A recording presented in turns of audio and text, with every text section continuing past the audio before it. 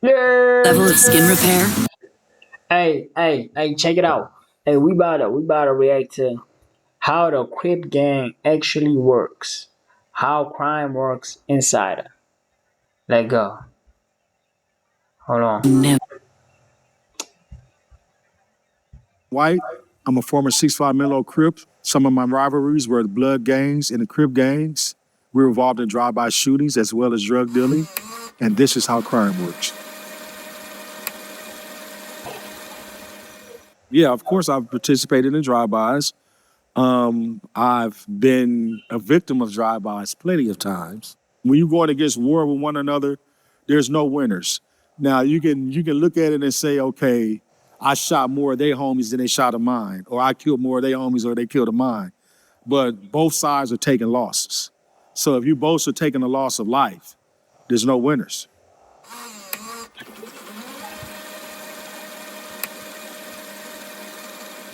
When I was coming up, the guns that were used in gang bangings were the 9mm, the 45s, Mossberg 12 gauge shotgun pump, AK 47s, Tech 9s. Tech The first gun Nine. that I ever got placed in my hand, given to me as a gift from one of my homeboys, was a 25, a chrome 25, little small 25 with the pearl handle. Had like 7 shots, 6 shots in it or something like that. And as you got older and you learn more about guns and elevate yourself, of course, you get bigger guns. Guns are sold on the street like dope is sold on the street. You can even buy guns from enemy gangs because right now it's a business. It's about making this money. They come from everywhere. Now, where they get them from could be from the police force. It could be from the military. You can never be caught what we call lacking or slipping. You got to always be ready. You got to have enough firepower. You are ready for war at all times.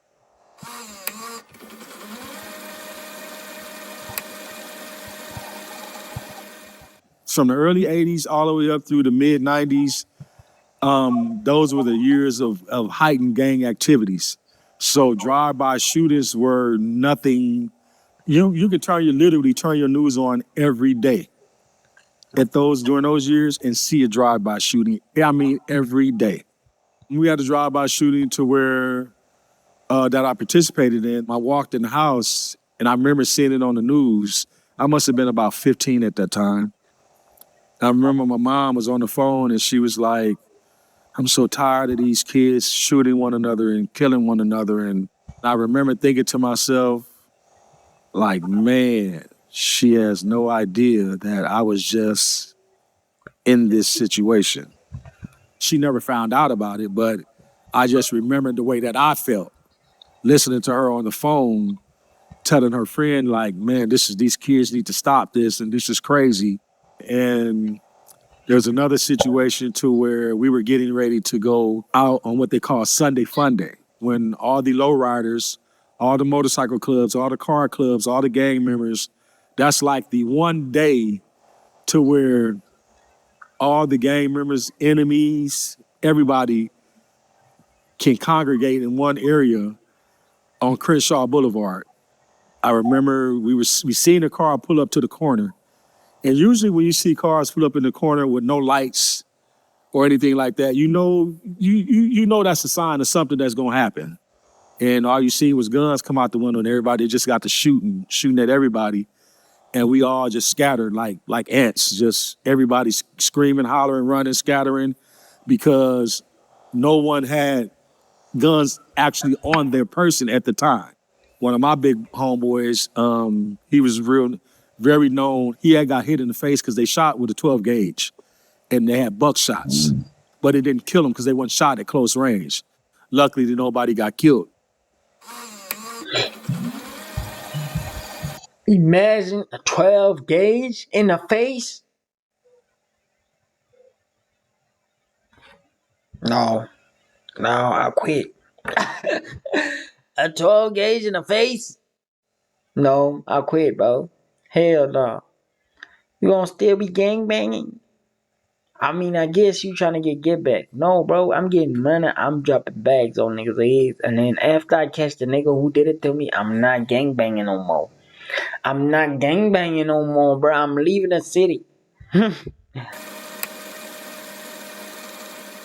Crips were founded in the 60s. and by Raymond Washington.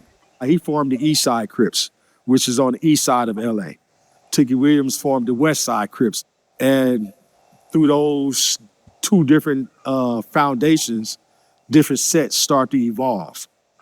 Different areas, the Hoovers, the East Coast, the Rolling 60s, the Menlos, all these different sets. The object and the goal was to keep this side of LA safe. But, as usual, things escalated, things multiplied, and violence became no shit happened. When Raymond Washington got killed, that's what caused the division. That's when Crippin became divided between the East and the West, and different things start happening in different subsets. And it just became like a disease. One Crip set betrayed this Crip set. And then it just caused a never-ending feud. Bloods used to be the main rivals of the Crips. But now there are just as many Crips are against one another than there are Bloods. A lot of Crips and Bloods have become allies because they share the same common Crip enemy. For example, the A-Trade Gangster Crips, they have a peace treaty going on with the Inglewood family Bloods. And that's because their borderline is connected right next to one another. So since our neighborhoods are so close to one another, you got to come through my neighborhood to get home. I got to come to your neighborhood to get home. Let's make this a blood-free zone. No violence. Not saying that we're homeboys or we're just a close hood, but let's keep the peace between this dynamic, between this area. The beef between the 6'5" Menlo Crips and the Hoover Crips, it goes way back. We actually all grew up together and went to school together. We became one of the biggest enemies to the Hoovers because our sets are so close to one another. To get to the Hoover hood, you got to come through our hood. You know what I'm saying? And so for us to get to other parts of the city, we got to go through the Hoover hood.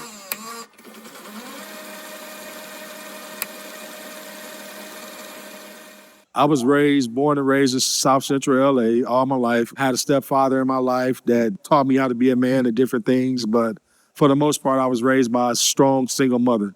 Usually in the black neighborhoods, when kids that come from single parent homes like that, they usually get caught up in these streets because your mom is out working, trying to make a living for you, provide for you. While she's at work, you're out there running the streets, doing shit that you're not supposed to be doing. And that's pretty much how I started it. I was about 10 when I first started hanging around them. I knew them very well. It comes down to, hey, you've been hanging around us a lot. You've been chilling a lot. You from the hood. Let's make it official. And making it official means getting jumped in or doing something to be a member of the gang. It can be anything from you fighting one person, sometimes 4 or 5 persons. It's to see how you handle yourself. It's to see what type of skills you have. If you get into one of these type situations, can you stand your ground and hold your own, whether you get beat up or not? You have to know how to fight back. You got to be a monster to be a member of any gang, but particularly the Crips, you better be a monster.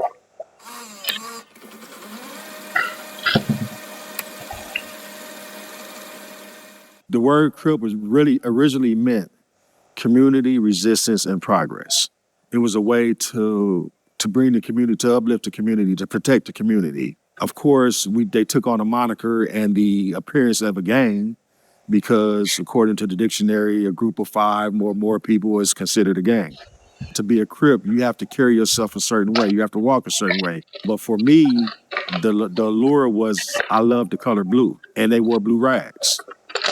They wore blue jeans. They wore blue belts. They wore blue Chuck Taylors. The dress code for me back when I was an active Crip in the 90s, in the early 80s, it was definitely 501 Levi jeans, creased. I would go buy a can of starch and literally spend about an hour ironing my pants, layering the starch to the point to where before I even put my pants on, I could stand them up. Crips wore K-Swiss because it was an acronym. It was actually a disrespectful term towards the Bloods. It was called K-Swiss stood for kill slobs when I see some. Slobs is a disrespectful term towards the Bloods. If you wasn't a Crip, you couldn't Crip walk. If you wasn't a Crip, you didn't know how to Crip walk. And so to learn how to crip walk and to actually perfect something like that was like a badge of honor. It's a cool thing. It's when you look at it, the feet movement, the way they dance, the way they do it, the way they incorporate certain moves, along with the hand signs and the hand signals. Words that you Crips usually use, which was part of the lingo, was of course cuz. Everything we say would start with a C. If you had to say burger, you say kurger. You know, if you say you say sitch. It's just different things that you could replace the B with a C, you would do it. And that was the same thing with the Bloods. Anything with a C, they wanted to eliminate it.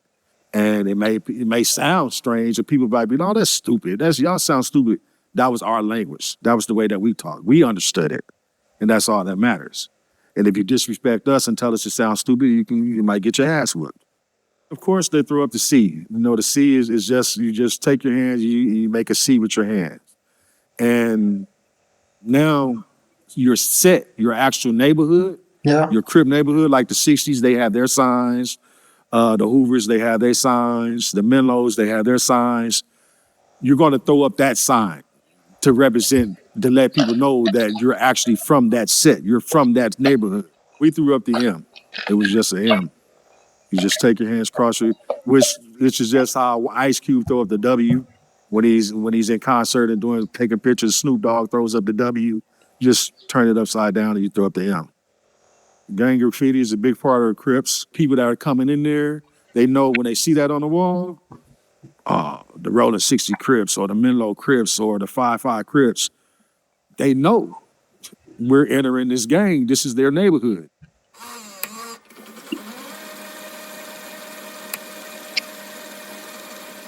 The gang structure is not so much organized like the mafia with underbosses and bosses and stuff like that. We didn't give titles like that. But people automatically knew who the OGs were, who the double OGs were, who the big homies was, and who was ranked over who. The double OG is usually one of the big homies that has put in more work than you can imagine. He's done it all. Killed, robbed, made money, been to jail. You name it, he's done it. Usually 50s, 60s, you know, higher age, that they were around in the 70s, in the 80s when gangbanging really just exploded. They were at the top of their game. An OG really falls not too much different from a double OG, except that he may be a little younger, may have done a little less other crimes. Then you have some of the OGs that have turned their lives around and they just want to live life, have a family, have wife and kids, and they getting money, they're making money the legal way. So what makes them an OG is the fact that they're talking to the little homies, to the young homies, showing them and explaining to them how they were able to do this.